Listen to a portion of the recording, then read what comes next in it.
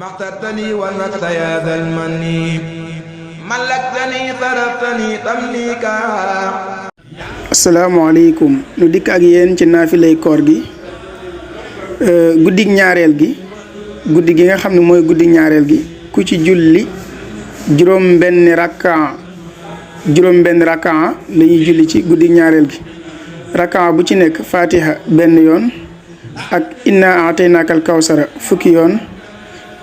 sunu boroom dana ko jéggal bàkkaaram yépp balaa moo jóge fa mu ko doon defee te dees na ko bindal tuyaabay junniy aj ak junniy umra ak tuyaabay ku saraxe junniy dërëm mel na ni it ku seeti junni ñu wopp ak ku gunge junniy néew ak ku jàng ab kaamil te dees na ko ca bindal itam tuyaabay ju ëpp jaamu yàlla juróom-ñaar fukki at.